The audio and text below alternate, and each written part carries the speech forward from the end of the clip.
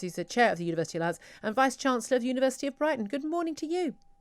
Good morning, Julia. Good morning. Thank you very much indeed for joining us. Now, I mean, the University Alliance represents a specific group of universities dealing with very much the practical courses for students, and therefore even more important that the students are actually allowed back on campus to do the practical work they need to do.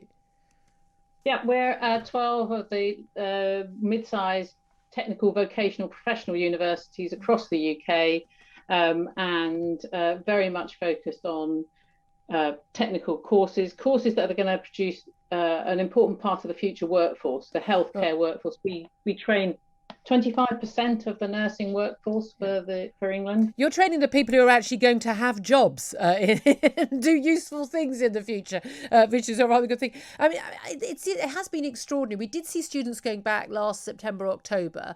And then, of course, we had a ridiculous situation of students basically being sat in their halls of residence, sitting on a laptop, unable to leave, basically, in some cases, effectively being imprisoned and sealed off and told to quarantine, and then being tested and then sent back home before Christmas and not allowed back since. I mean, I don't know what these kids are paying £9,000 a year for. In terms of allowing students back, so on the 25th of January, we have followed the public health advice all the way through.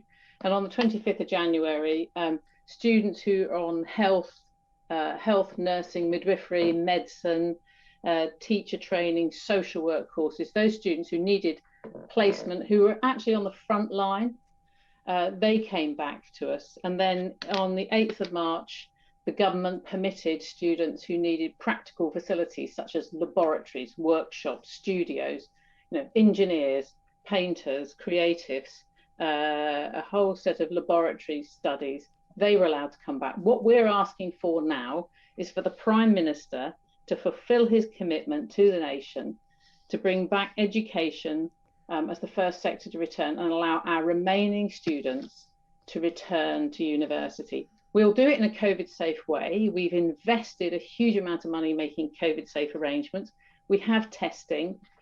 We have an incredibly resilient student body who have, as you have rightly acknowledged, been through an extraordinary journey over the last year.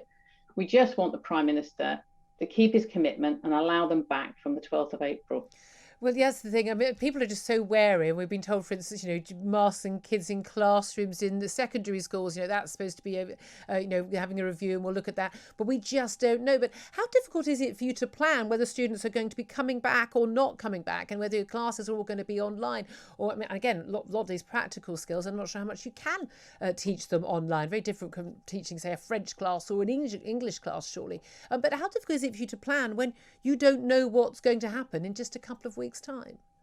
So since February last year, every university, certainly talk about mine and all across the Universities Alliance, we've essentially had our incident response arrangements in place.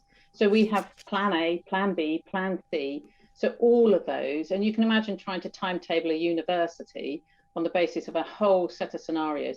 So all of my staff, all the staff across the Universities Alliance, all universities have been doing an extraordinary job adapting, flexing. And it's not just how we're going to teach an academic subject, it's how do we then actually timetable that? How do we put in place the regulations to make sure that we don't compromise students in terms of their progression, their awards, while maintaining absolutely standards of our degrees. Indeed. Thank you very much indeed. I wish you the best of luck with this, Professor Debra Humphris, who's chairman of the University Alliance, because I absolutely think we need to get our students, our young people back there at very, very, very low risk. The majority